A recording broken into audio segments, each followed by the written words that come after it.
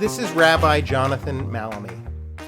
When most people imagine a rabbi and the kind of work a rabbi does and where they do it, they probably don't think of someone like me and my job at the New Jewish Home on Manhattan's Upper West Side. Some of the oldest and the coolest New Yorkers live here. For me, what that means is that on any given day, I can talk to some of the hundreds of diverse, intriguing, wise, and surprising older New Yorkers here. They come from many walks of life and nearly every imaginable background.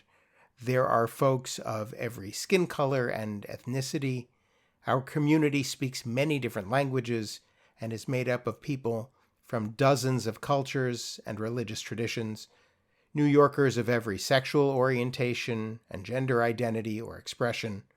There are people whose families have lived in the city for generations, and those who moved here from other states or other countries years ago or just months ago. Looking back on the days before I worked with older adults, I see how much my ideas about the kinds of people who might live in such a place were superficial and quite judgmental. In modern culture, ageism blocks most of us from seeing the full human being who is an older person. And that problem is why I'm recording this introduction. In what follows, I aim to chip away at those blocks by introducing you to a few of the people who make their home where I have the privilege to work.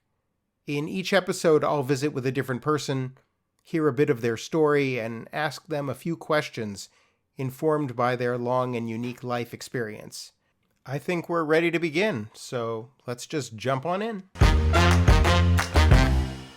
What is it about me that you want to know? I'm just a normal person. Well, last week you told me some things about your life story that were interesting. Really? You don't think so? No, not really. I'm not an interesting person. Well, I try to get along with everyone, but that's about it. Maybe what's interesting to one person isn't as interesting to another. Right, that's true. Yeah. That's true. Well, let's just get started. Tell me your name. Thelma Reid. When I asked you last week where you were from, you told me you were from Philadelphia. But then you told me a story that you didn't live very long in Philadelphia. I was 3 years old when my mother died. So my grandfather took us down, me and my baby sister, down to Georgia, Elonia, Georgia. I went to school there. I played basketball on the girls' team, and I really enjoyed myself there. But we came to New York. We didn't stay in Georgia. I wanted to go back to Philadelphia, where I was born, but I didn't. I got a job at New York Cornell Wild Hospital at 68th Street and York Avenue, and I fell in love with my husband. He was in the building service department, and I was in nutrition. And we met and fell in love. Got married in 1960. We honeymooned in New York.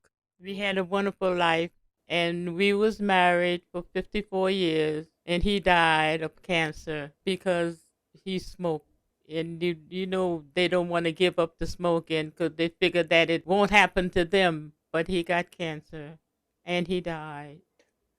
And I miss him so much. What's his name? John Reid. His name was John Reid. My Johnny. You called him Johnny? Yes, I do. You mention his name every week when we do our memorial prayer. Yes, I always do. Because I miss him so much. Look like we were just made for each other, you know? And this God just granted us each other. That's how I see it. And he was a religious man, too. He sang in the choir, the church choir. I did, too. And we got along pretty good, you know? I still call in his name. I know a guy named John Brown, and I call him John Reid. He said, "You call me by your husband's name." I said, "Well, I'm sorry. Excuse me." That's just how much I miss him. What was your life like with John? I had a miscarriage, so we didn't have children. I figured that we were married and we could have children, but that's not true. Everybody don't have children, you know? Must have been a very sad time when you had the miscarriage. Oh, it was It was because then I didn't have any more, but we didn't stop trying. You kept trying. Oh, yes. Oh, yes. But I just didn't. Never got pregnant again. Hmm. He said, God intended for it to happen, it'll happen. Because he was very religious like that. And I was too. But I saw it different. I said, well, we make love, and if it don't stand, so be it. You know? That's what I said. And did he accept that you had a different feeling about it? Well, he accepted, so I said, go ahead, think what you want to think. Because I still believe in my God. If it's gonna happen, it's gonna happen. If it don't happen, it don't happen. And it didn't happen. Mhm. Were there other children who were important in your life? Well, my sisters, because it's six of us. It was six of us, because my baby sister died.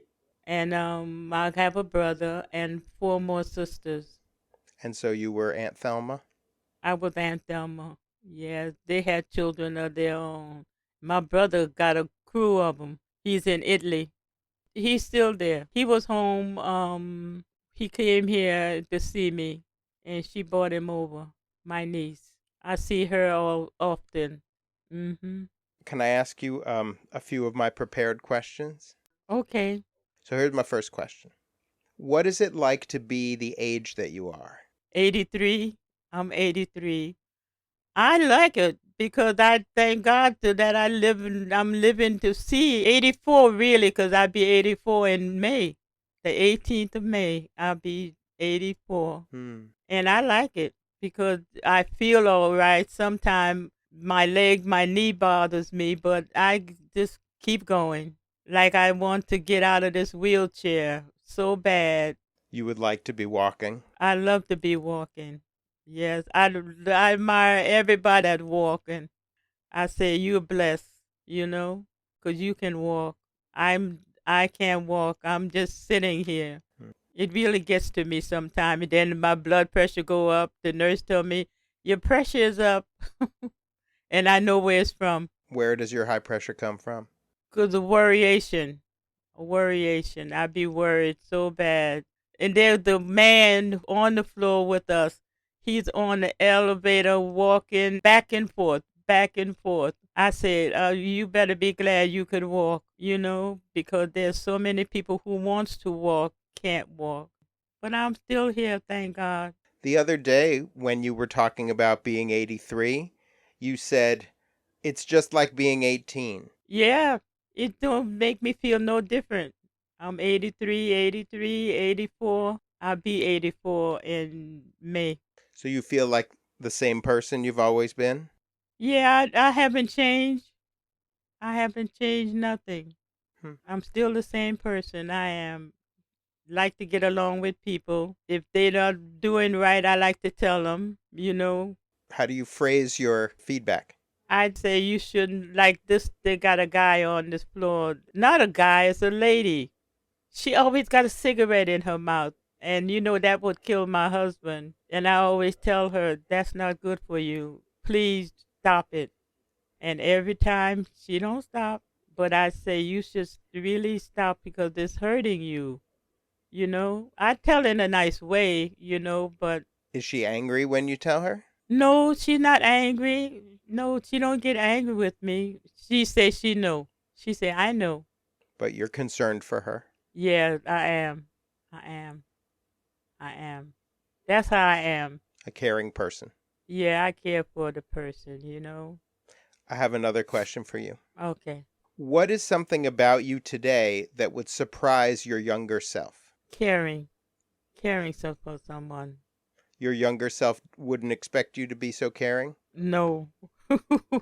My younger self would not expect me to be doing all of this, what I'm doing. Tell me about that. When I was going to school, I didn't care as much. It seems that way to me now. But then I got on the basketball team, the girls' basketball team, and then I started caring more about each other because we had to get along with one another. And so I took up the habit of caring, and I continue to do so. I like the way you said that you took up the habit of caring. Yes, I took up the habit of caring. So that's how I am. I have another question. Okay. In your life, what has been your experience with discrimination or prejudice, either towards you or that you've seen? I didn't have that much problem. And like in Georgia, white was against black, but it didn't bother me because I treat everybody the same, you know? But I didn't have no problem with that. You left the South a little bit before the civil rights movement was so active. Yes. What do you think it would have been like to go through those years in Georgia? I would have left Georgia like I did because it was getting worse. People say things to you that's not good, you know. That's what I did. I left, came to New York, found a job, met my husband, and I was happy ever since. And what significance for you as being a person of color? How does that play into your life? I love me. I love it. I love it because I said if God intended for me to be anything else, I would have been something else. And I thank Him every day for it, for making me the way I am. It's a gift, Yes, it is. being the way you are. Yes, it is. That's what I love about me. And I love to get along with people. I think some people have a harder time loving themselves. Why? Because if you don't want to be that way, you don't have to be that way. That's how I see it. That's how I see it. You can change yourself. You could change. Of course, you can change. You could be much nicer and pleasant. Yeah, that's how I am. Was there someone in your life who helped you get that sense of yourself? My aunt taught me a lot. My aunt, she taught me a lot on how to be pleasant and nice to people, you know? And I took heed from it. I took it because she helped me, and her children did too. Hmm. When she was the most active parent in your life? Yes, she was. She go to church. That's why I'll go to church, And she was crippled. She was crippled. She walked on her toes. And she was a nice person. She get me if I do something wrong, though. That's how it is. Sounds like she taught you a lot about how to be a person. Yes, she did. Yes, she did. Her and her children. She had grown daughters when I got down there, and she had a couple of sons. If you could send a message back through time to your younger self, what would you tell younger Thelma? Well, I tell her to be as nice as she is and get along with people. That's what I would tell her. Because, sometimes other people influence you. But I ain't had nobody that influenced me but my aunt, my grandfather's sister, who took me to her. And it was good. It was so good. And I appreciate that. So it sounds like the advice you would give to young Thelma is advice that she ended up taking anyway. Yeah. Be nice. Be nice. I never had such a bad life, you know? It's interesting you say that because your story started with this very painful loss of your mother. Oh, yes. But see, I didn't know her then. I know I was only 3 when she died. And I didn't know my mother that well, I know my aunt better because she was the one who got me straight. So you didn't have a mother with you, you had your aunt. My aunt, she was my mother. And then later on, you didn't get to be a mother, but you got to be an aunt. Yes, yes. And I treat my nieces and nephews so good, especially the one in Philadelphia, the one who comes over here a lot. She's my girl. All right, last question. At this point in your life, what makes for a good day? Waking up in the morning, thanking God that you're awake and He's right there for you. That's what helps me. I do that every day. And is every day a good day? Sometimes it's not a good day, but I make it the best I can, the best I can. Do you have any questions for me? I want to know why you want to know all of that. So that people can come to know about you and know about other folks who are here. Oh yeah, that's good idea. Good idea. If I interview other people, what kind of questions do you think I should ask them to The same one you asked me. the same ones? Yeah. Yeah. Anything else you want to say? I don't have nothing else to say, 'cause you know all about me. Why, no more than I did before. Yes, you do. Yes, you do. And I know when I hear you say John's name, I'll know a little bit more about what is in your heart. Yeah, he's in my heart always. My Johnny, John Reed. Here's where Thelma and I wrapped up our conversation. It was a Friday afternoon, and we both had appointments. Actually, we both had the same appointment. I had to put on my rabbi hat and head one floor up to lead Kabbalat Shabbat, the weekly services welcoming the Jewish Sabbath. And Thelma, though she is a devout Christian and attends the Sunday Protestant worship service each week, she's also chosen to be a regular at my services where, as you know, she always mentions John's name before the Kaddish, our memorial prayer. My deep thanks to Thelma for her friendship and openness. I know you'll join me in wishing her a very happy 84th birthday on May 18th. And I look forward to introducing you to another amazing person at the new Jewish home when our next episode drops at the end of June. Till then, I suggest we all strive to follow Thelma's example and her suggestion to take up the habit of caring. Be well.